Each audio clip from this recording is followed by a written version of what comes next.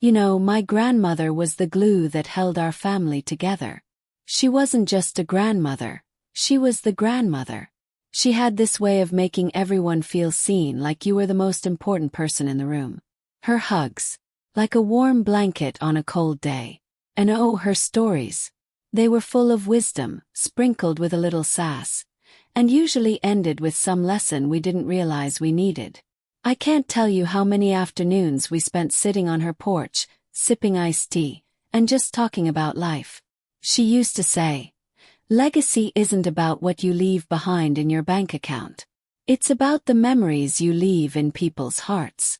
At the time it sounded poetic, but now, it feels like she was warning us about what was coming. When she passed away, it was like the heart of our family stopped beating. The funeral was packed. Friends, neighbors, even people we hadn't seen in years came to pay their respects. We all stood there, united in grief, holding on to one another because it felt like she'd want us to. But behind the tears, there was an unspoken tension. Maybe it was the way my aunt avoided eye contact with my dad, or how my cousin kept whispering to her mom during the eulogy. Looking back, the signs were all there. We just didn't want to see them. Her will, though. That's where everything took a turn. After the service, the family gathered in her living room, her sanctuary. It still smelled like lavender and baked cookies, like she was about to walk in any second. The lawyer sat at the head of the table, looking all professional, holding the envelope that would change everything. My stomach was in knots. I mean, who thinks about inheritance when you're still mourning? But there we were, staring at that sealed envelope like it was Pandora's box. She'd always talked about her will like it was her way of teaching us one last lesson. "You'll understand someday," she used to say. Well, someday had arrived, and it wasn't the warm, fuzzy moment we'd imagined. If you've ever been in one of those tense family gatherings where everyone's trying to act civil, you'll know exactly what that day felt like. We were all crowded in Grandma's living room, the same room where she used to read us bedtime stories and make us laugh until our bellies hurt. But this time, it was suffocating. The air was thick with a mix of grief and anticipation. Everyone was fidgeting, avoiding eye contact, and trying not to look too eager about what was in that envelope. The lawyer, Mr. Reynolds, had the demeanor of someone who had seen this kind of scene 100 times before. Calm, collected, but with just a hint of discomfort. He cleared his throat, opened his briefcase, and pulled out the will. As soon as he unfolded the document, it was like the room collectively held its breath. He started with the usual legal jargon, but then came the part everyone was waiting for, the division of Grandma's estate. "To my eldest son, Jonathan," Mr. Reynolds began, and my dad leaned forward ever so slightly. I couldn't help but notice the flicker of hope in his eyes. Dad had always been the responsible one, the one who stayed close to Grandma and took care of her when she got sick. If anyone deserved the lion's share of her inheritance, it was him, or so I thought. But when Mr. Reynolds read the next line, the color drained from Dad's face. "I leave my antique jewelry collection and the sum of $5,000. That was it. $5,000 and some jewelry. You could hear a pin drop. My dad leaned back, trying to mask his disappointment, but the way he clenched his jaw said it all. Then came Aunt Margaret's turn. Now, Aunt Margaret and Grandma had always had a complicated relationship. Margaret had moved away years ago, chasing some big city dream, and barely came around except for holidays, if that. But when her name was called, Mr. Reynolds read, "To my daughter Margaret, I leave the family home and the surrounding property." I swear the room tilted. Margaret's eyes went wide, and for a split second, she looked genuinely shocked. But then, as if on cue, she quickly composed herself and muttered, "Well, I suppose that's fair. I am her daughter. Fair." You could practically see the steam coming out of Dad's ears. And then there were the cousins. Grandma had 6 grandchildren, including me, and each of us was left something small. A few $1,000s here, a piece of sentimental jewelry there. Except for my cousin Lucy. She got the vintage car that Grandma had kept in pristine condition for decades. The car that Dad had been restoring with Grandma since I was a kid. You could almost hear his heart break when Lucy grinned and said, "Oh, I've always loved that car." She'd never even sat in it. By the time Mr. Reynolds finished, the room was buzzing with unspoken thoughts. I could feel the tension radiating off of everyone. My Uncle Peter, who hadn't been mentioned at all, stood up abruptly and muttered something under his breath before storming out. Aunt Margaret was already on the phone, probably calling her lawyer to make sure the house was legally hers. What really stung, though, was that Grandma's will wasn't just about money or possessions. It was a reflection of how she saw each of us, our relationships with her, our choices, our priorities. And for some of us it felt like a judgment. I remember my mom pulling me aside afterward, her voice low and shaky. "This isn't what she wanted," she said. "She wanted us to stay together, not tear each other apart over this." But by then the damage was done. What followed was an awkward attempt at conversation, but the cracks were already showing. Aunt Margaret tried to justify her inheritance, saying, "She always said the house was too much for her to manage. She knew I'd take care of it." Dad fired back with a bitter laugh. "Take care of it? You haven't even been here to take care of her." And just like that, the gloves were off. It escalated quickly. Margaret accused Dad of trying to guilt-trip Grandma into leaving him more. Dad called her selfish and ungrateful. My cousins whispered among themselves, clearly enjoying the drama, while my mom tried and failed to play peacemaker. And me, I just sat there stunned. This was our family. The same people who'd come together for every birthday, every holiday, every little milestone. Now we were falling apart because of a piece of paper. But in the back of my mind, something didn't sit right. Grandma wasn't the kind of person to play favorites, at least not on purpose. She'd always been fair, always made sure everyone felt included. So why would her will cause so much division? It was almost like she wanted us to confront something deeper. When the dust started to settle, or at least when everyone stopped shouting long enough to take a breath, it became painfully clear that this wasn't just about the will. No, this was about everything that had been brewing beneath the surface for years, maybe even decades. Grandma's passing didn't create the cracks in our family. It just threw a spotlight on them. And suddenly, it felt like every unspoken resentment, every buried grudge, every unresolved fight was clawing its way to the surface. I guess it all started with Aunt Margaret. She had always been a bit of an enigma to me, this glamorous city-dwelling aunt who breezed into town twice a year with expensive handbags and stories about her life in the fast lane. But to my dad, she was the sister who had abandoned the family. "She ran off when things got tough," he'd said once, after a few too many glasses of wine. "Left me here to pick up the pieces." I'd never thought much of it at the time, but now I saw the weight of those words in every glare he threw her way. And then there was Uncle Peter. He was the oldest of the siblings, the one who was supposed to be the rock of the family. But somewhere along the line, he'd fallen into the background, overshadowed by Margaret's charisma and Dad's reliability. I remember overhearing him whisper to his wife after the will reading, "She didn't even mention me. Like I didn't matter." The bitterness in his voice was palpable, and it broke my heart a little. Even among the cousins, there were fractures. Lucy, who had been gifted the car, was suddenly the center of attention, and not in a good way. "She's always been Grandma's favorite," one of my other cousins hissed, not even bothering to hide the jealousy. "Remember how she used to get all the special Christmas gifts? The ones we weren't allowed to touch." It was true, of course. Lucy had always been the golden child, the one who could do no wrong in Grandma's eyes. But it wasn't her fault, and seeing her shrink under the weight of everyone's resentment made me realize just how heavy that crown must have been. And then there were the whispers about secrets. Oh, the secrets. Grandma had been the keeper of so many, and now that she was gone, it felt like everyone was scrambling to fill the void. Did you know she loaned Margaret money for her business? One cousin said. And she never paid it back. What about the time she bailed Peter out of debt? Another chimed in. I bet that's why he's so bitter.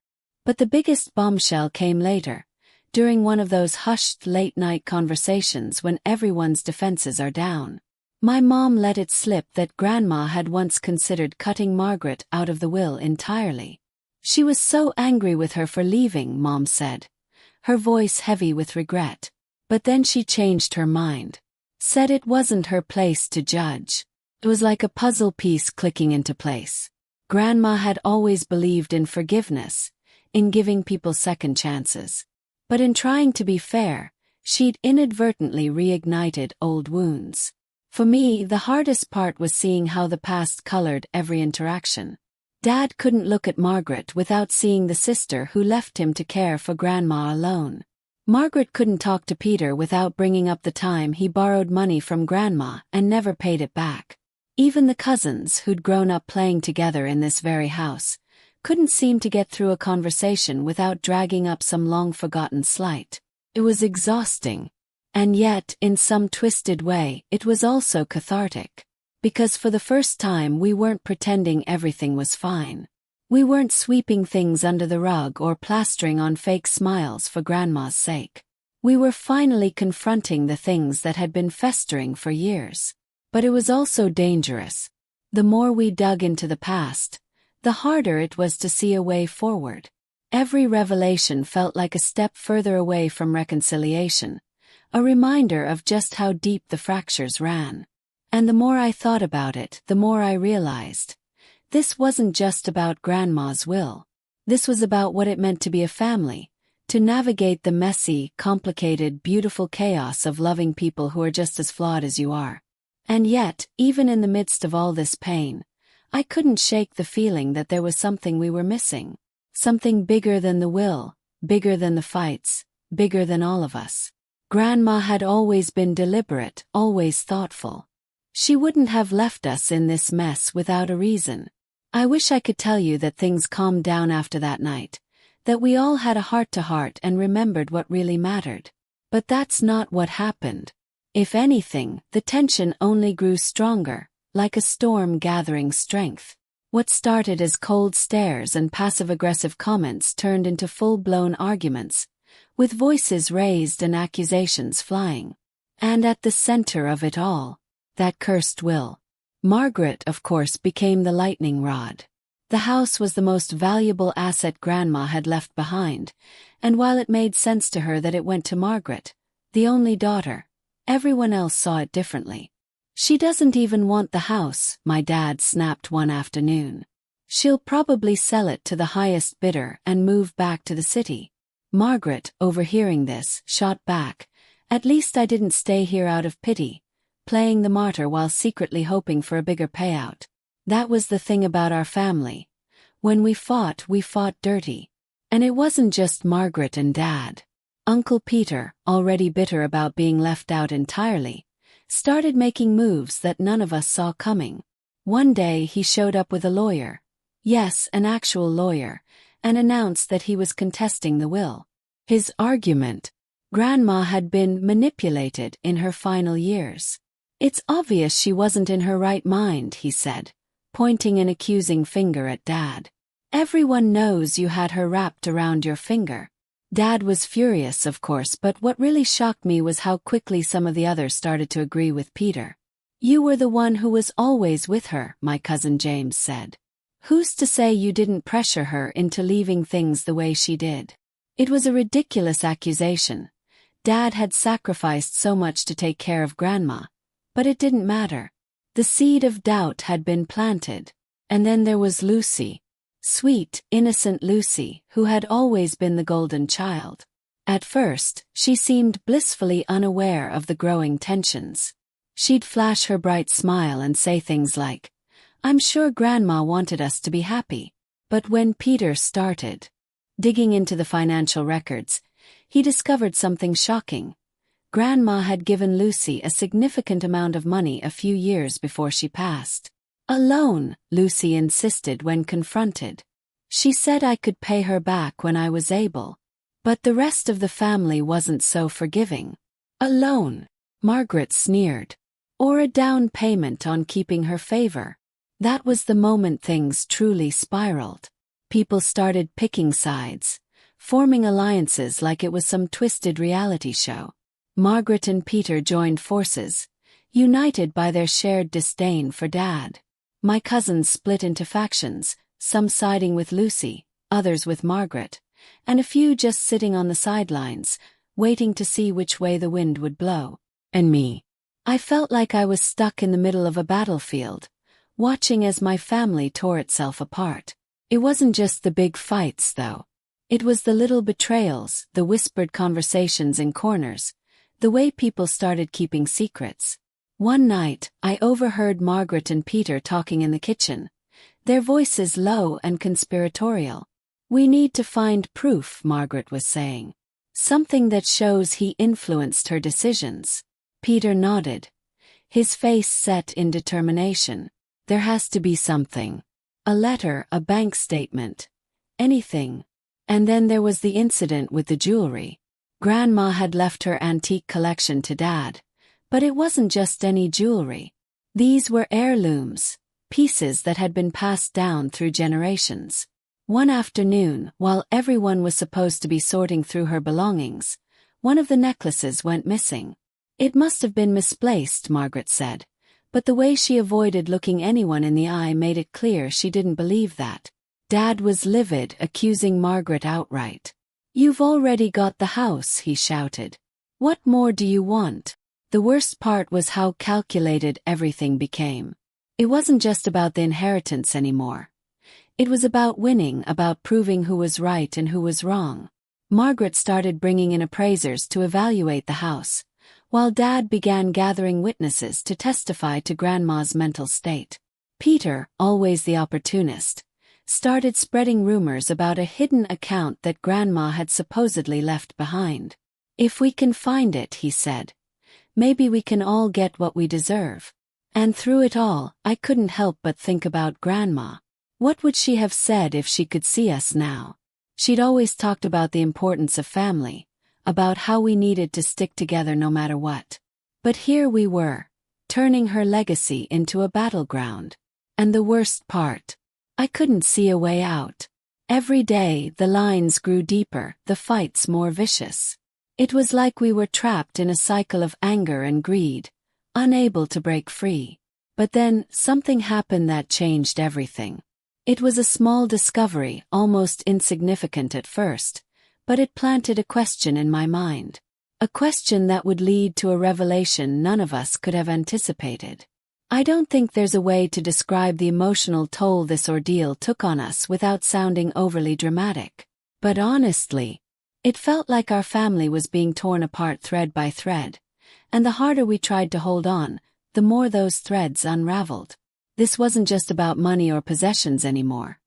It was about the very foundation of who we were as a family, and that foundation was crumbling beneath us. It started with the silence.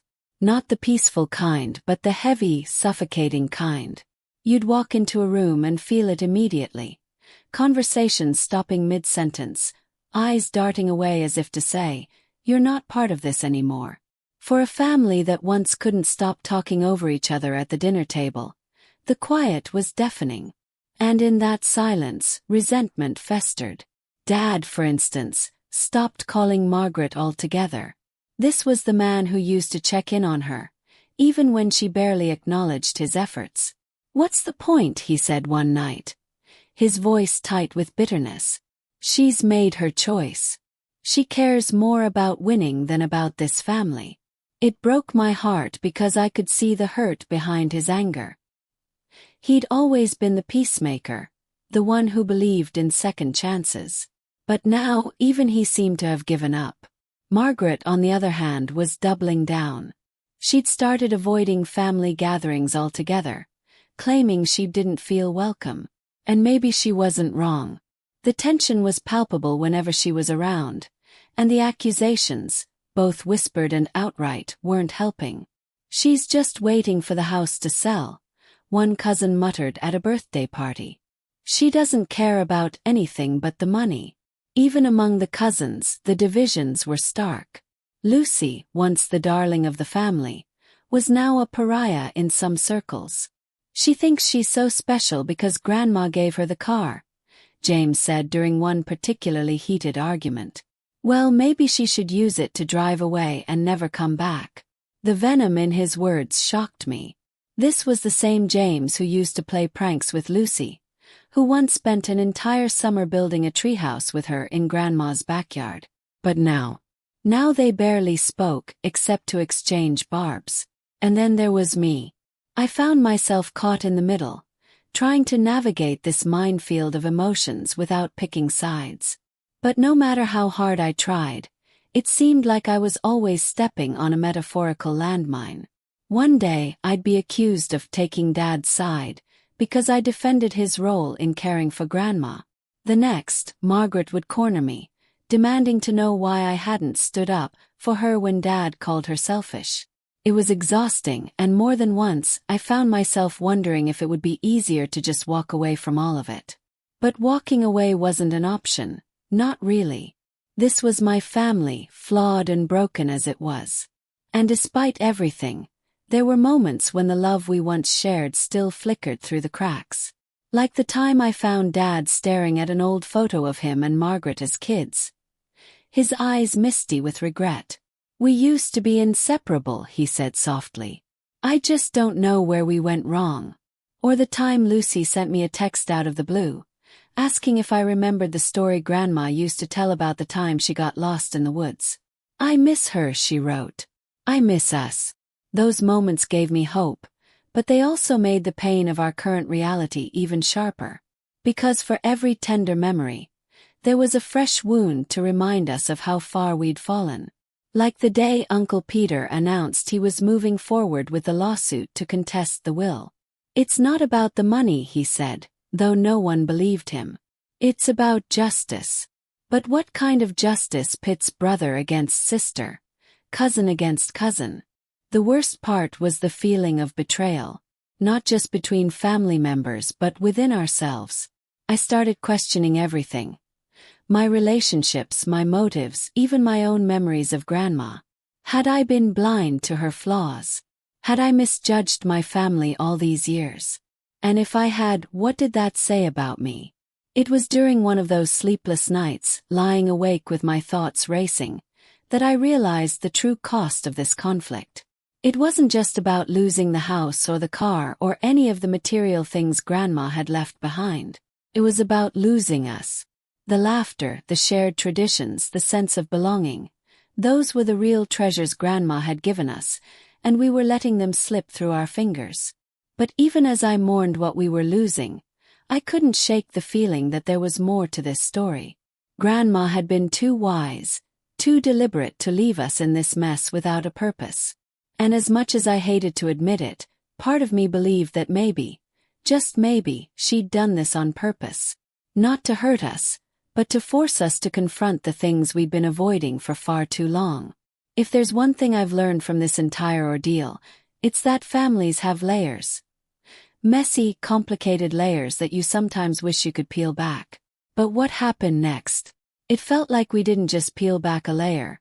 We ripped the whole thing wide open. And at the center of it all was Grandma, still teaching us lessons from beyond the grave. It all started when I decided to go through Grandma's old trunk. You know the one. The heavy wooden chest that had sat in the corner of her bedroom for as long as I could remember. It was always off limits. A sacred space that even the nosiest of us kids knew better than to mess with. But now, with everything falling apart, I felt like I needed to connect with her to understand what she might have been thinking when she wrote that will. The trunk was exactly as I remembered it. Dusty, creaky, and packed with treasures from a life well lived. There were faded photographs, yellowed letters, and little trinkets that must have held meaning only she could understand. But tucked away at the bottom, beneath a stack of crocheted blankets, was something I hadn't expected. A leather-bound journal. My hands shook as I opened it, the scent of old paper filling the air. The first few pages were exactly what you'd expect from Grandma. Tidy notes about daily life, her thoughts on the weather, updates on the garden. But as I kept reading, the entries became different, personal, reflective. And then there it was, a section about her will. "I know they won't understand," she wrote, her handwriting steady but deliberate. "But this isn't about fairness. It's about truth." Truth. What truth? My heart pounded as I read on. Grandma had written extensively about her decisions. Why she left the house to Margaret, why Peter wasn't included, why Lucy got the car. But what stood out the most was what she didn't say outright, the hints and allusions to something deeper, something she wanted us to figure out on our own. "They need to face the past," one entry read. "Only then can they move forward." At first, I thought it was just her way of talking about the unresolved conflicts in our family. But then I found it. A letter, folded neatly and tucked into the back of the journal. It was addressed to my family, and as I opened it, I felt a strange mix of dread and anticipation. "By the time you read this," the letter began, "I will be gone. But I hope that my words will help you see what I couldn't say aloud." She went on to explain that the will was never meant to divide us, but to force us to confront the things we'd been ignoring for years. "Our family has always been good at pretending," she wrote. "Pretending we're fine, pretending the past doesn't matter. But it does. And if you don't face it, you'll never be free of it." But it wasn't just a philosophical message. Grandma had included something else, a key. "This key unlocks the drawer in my study," she wrote. "Inside you'll find what you need to understand. Use it wisely." By this point my hands were trembling. I rushed to the study, her private space where she used to sit and write letters or pay bills. The key fit perfectly, and when I opened the drawer, I found another envelope, sealed and marked private. Inside were documents, bank statements, letters, and a series of notes that revealed a side of Grandma I had never known. It turned out, Grandma had been carrying a secret for years, a secret that explained so much about her decisions. The bank statements showed she had been quietly supporting Margaret for years, helping her out of financial trouble when no one else knew. The letters revealed a long-standing guilt she felt toward Peter, who had always felt overshadowed by his siblings. And the notes, they were like a roadmap, guiding us to understand not just her choices, but the dynamics that had shaped our family for generations. But the most shocking revelation was this. There was a second will, a handwritten one, tucked away among the papers. It wasn't legally binding, but it painted a very different picture of how she saw her legacy. In this version, everything was divided equally. No favorites, no exclusions. It was as if she'd written it to remind herself of what could have been, or perhaps to challenge us to rise above our differences and create that equality ourselves. I sat there for hours, poring over the documents, trying to make sense of it all. On one hand, I was furious. Why hadn't she told us about any of this? Why had she made us go through this pain when she clearly knew how it would play out? But on the other hand, I couldn't help but admire her. She'd always been one step ahead, always thinking about the bigger picture. And maybe, just maybe, she'd known that this was the only way to force us to confront our own flaws. When I finally emerged from the study, the weight of what I'd discovered felt almost too much to bear.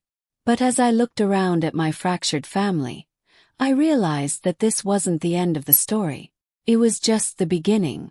It's strange how one discovery can shift your perspective entirely. After finding Grandma's journal, the second will, and all those hidden notes, I knew I couldn't keep this to myself. The question was, how do you bring a family back together when they've spent so long tearing each other apart? I wasn't naive. I didn't think a single conversation would magically mend everything. But if there was even a chance of saving what was left of us, I had to try. I started with Dad. He was in the kitchen when I found him, staring out the window with a cup of coffee in his hands. "Dad," I began hesitantly, holding the journal against my chest. "There's something you need to see." First he waved me off. "I'm not in the mood, kid. Whatever it is, it can wait." But when I told him it was about Grandma, his expression changed. We sat at the table as I laid everything out, the journal, the letter, the key, and finally the second will. His face was a mix of emotions. Confusion, sadness, and finally a flicker of understanding. She wanted us to face this, I said, my voice barely above a whisper. Not just the inheritance, but everything. The grudges, the misunderstandings, the things we've been holding on to for years. For a long time he didn't say anything. Then, with a heavy sigh, he said, "She always did know how to get her point across, didn't she?" That was the first time I'd seen him smile in weeks. Next was Margaret. This was the conversation I was dreading the most. She'd always been proud, defensive, and not exactly the easiest person to talk to. But I knew I couldn't avoid it. I showed up at her house unannounced, clutching the journal like a shield. When she opened the door, her eyes narrowed.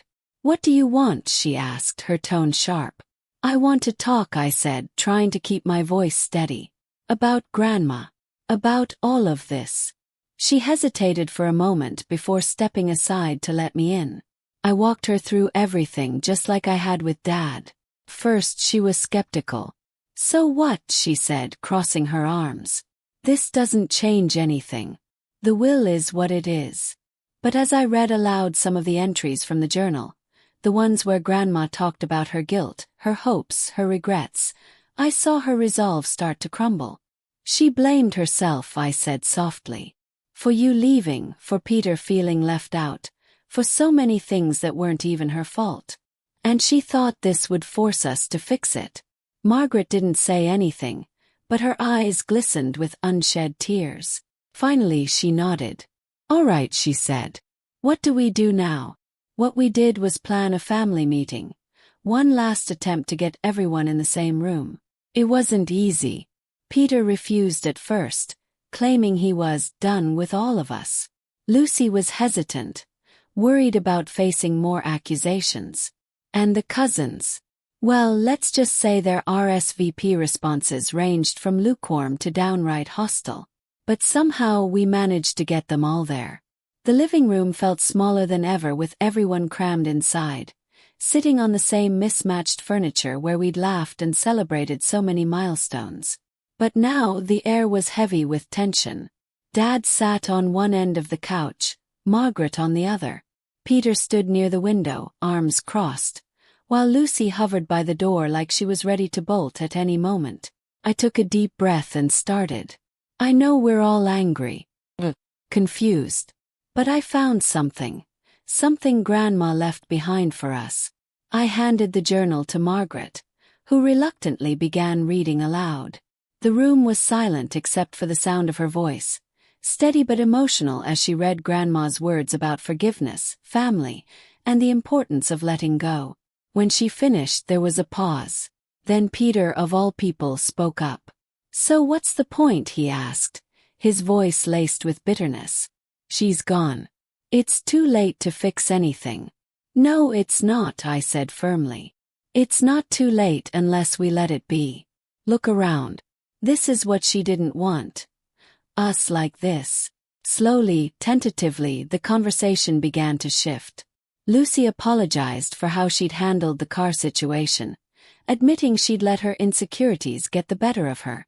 Dad and Margaret had a tearful exchange, each acknowledging the pain they'd caused the other. Even Peter softened, admitting that his anger wasn't just about the will. It was about feeling overlooked, undervalued, forgotten. By the end of the night, we weren't magically healed. There were still wounds, still scars. But for the first time in a long time there was also hope. Hope that we could rebuild, piece by piece, what had been broken. Looking back, it's almost surreal to think about everything we went through. The anger, the heartbreak, the secrets that came spilling out like water from a broken dam. It was more than I thought any family could bear. And yet, somehow, we came out on the other side, bruised but not broken. Grandma's plan, as painful as it was, worked in ways none of us could have expected. What stuck with me the most were her words about facing the past. For so long, we'd all been carrying baggage we didn't even realize we had. Dad's resentment toward Margaret wasn't just about her leaving. It was about him feeling abandoned, like he'd been left to shoulder the family's burdens alone. Margaret's defensiveness wasn't just pride. It was guilt for leaving and fear that she'd never truly belong again. And Peter. His anger wasn't about the will. It was about years of feeling overshadowed, like he was always the afterthought. The hardest part was acknowledging my own role in all of it. I'd always thought of myself as the neutral one, the peacemaker. But the truth is, I'd been just as guilty of avoiding conflict, of letting old wounds fester because I didn't want to deal with the mess. Grandma's journal forced me to confront that, and in doing so, it gave me a clarity I didn't know I needed. The reconciliation wasn't perfect. Nothing ever is. There are still moments when tempers flare, when old habits creep back in. But now, there's a willingness to address those moments, to talk through them instead of letting them spiral out of control. And in the process, we've started to rebuild the trust that was lost. One of the most beautiful things to come out of all this was the decision to honor Grandma's legacy in a way that truly reflected her spirit. Instead of selling the house, we turned it into a family retreat, a place where we can gather for holidays, birthdays, and the kind of lazy afternoons Grandma loved so much. We even set up a small scholarship fund in her name, using some of the inheritance to support local students, a gesture that felt like the perfect way to honor her love of community. It hasn't been easy, and I won't pretend it's all sunshine and rainbows. But for the first time in a long time I feel hopeful. Hopeful that we can take what we've learned and build something stronger, something better. Because at the end of the day, that's what Grandma wanted. Not for us to be perfect, but for us to try. And now, as I sit here writing this, I can't help but wonder, what lessons will we pass down to the next generation? Will they remember the fights, the drama, the tears? Or will they remember the way we came together, the way we chose to fight for each other instead of against each other? Grandma used to say, the past doesn't define you. It teaches you. I didn't understand what she meant back then, but now I think I do. Our story isn't just about a will or an inheritance. It's about family. Messy, complicated, beautiful family. And the strength it takes to hold on when everything feels like it's falling apart. Have you ever found yourself at the center of a family storm, where love, resentment, and money collide? What if I told you that the death of someone you loved, the very person who brought your family together, could tear everything apart in ways you never expected? In today's video, I'm sharing a story about a grandmother who passed away and left behind not just a will, but a devastating family secret that shook everyone to the core. The inheritance wasn't the problem. It was what it revealed about the buried grudges, the painful past, and the hidden rivalries that no one knew existed. Could a simple piece of paper really unravel years of family history? Could it expose the things we were all too afraid to face? Stick around, because this story is about more than money. It's about how far we're willing to go for family, and how sometimes facing the past is the only way to save the future. But before we dive in, make sure you hit like if you've ever experienced a family conflict, and subscribe to stay updated with more real-life stories. And hey, leave a comment below. Have you ever seen a family torn apart by a will? I'd love to hear your thoughts. If there's one thing I've learned through all of this, it's that life doesn't give us do-overs. We can't undo the things we've said or done, the pain we've caused, or the ways we've hurt those closest to us. But what we can do is choose to move forward. We can decide to use the lessons of the past to build something better, something stronger. And that's the most powerful choice we can make. I hope this story has inspired you to think about your own family, your relationships, your history, and the way you handle conflict. Are you holding on to grudges?